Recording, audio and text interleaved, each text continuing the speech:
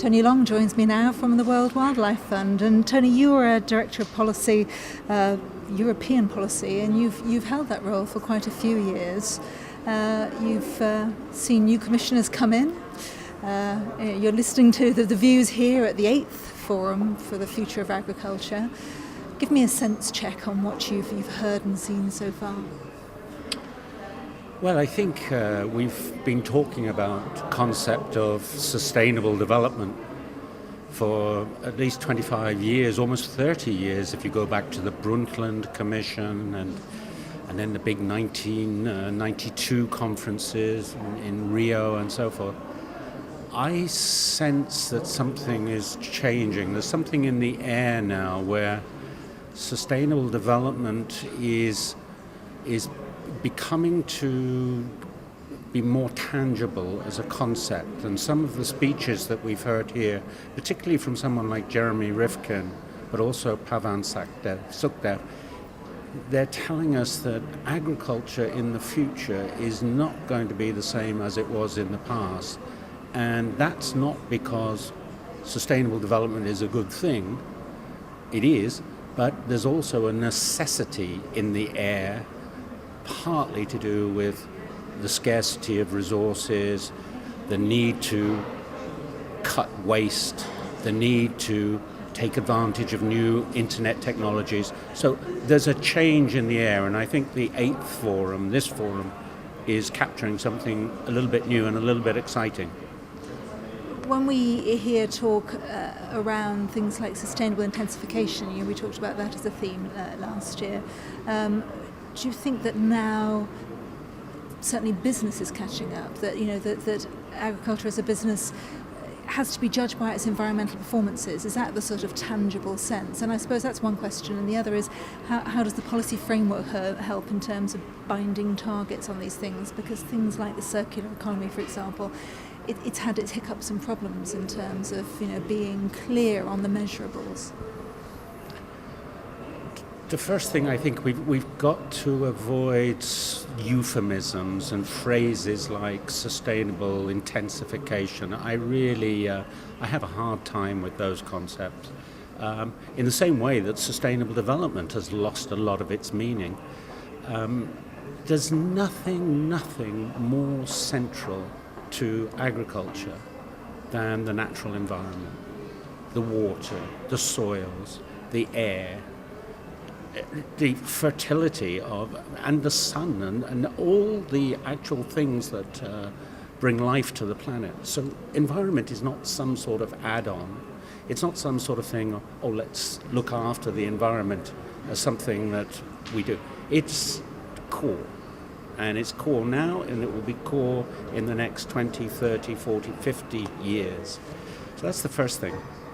And the second thing is what you're pointing at, and putting those measurements into the very core of the company's business, the profit and loss, the whole way that the company defines its health.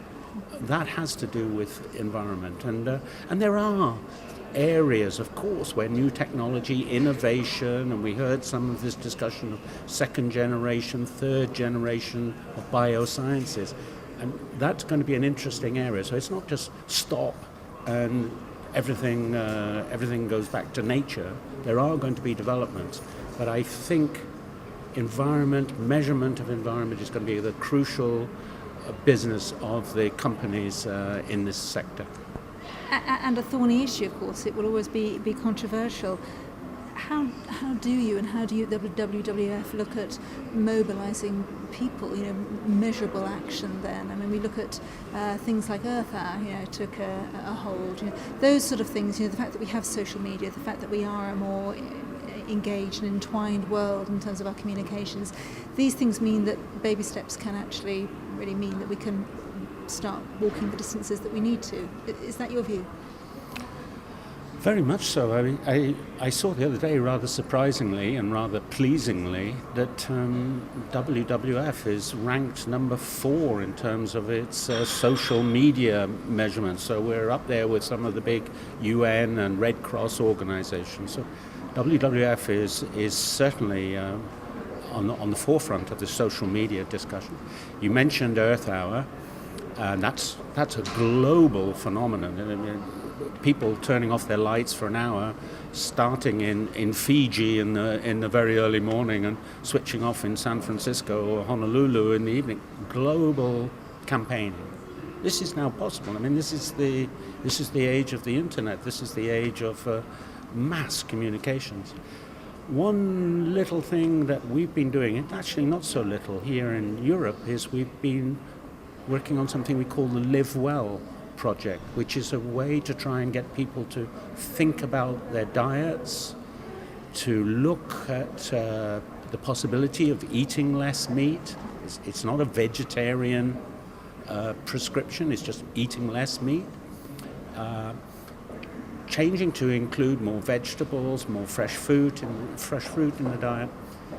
And that Live Well concept, I think, is the start of a new awareness raising amongst the consumer. It's not telling people off, it's encouraging people to live well, to live healthily, to live better. And I think that's a good way forward for WWF's work. One of the messages then you'll be giving to the forum today, I know that you're talking in the session on trade.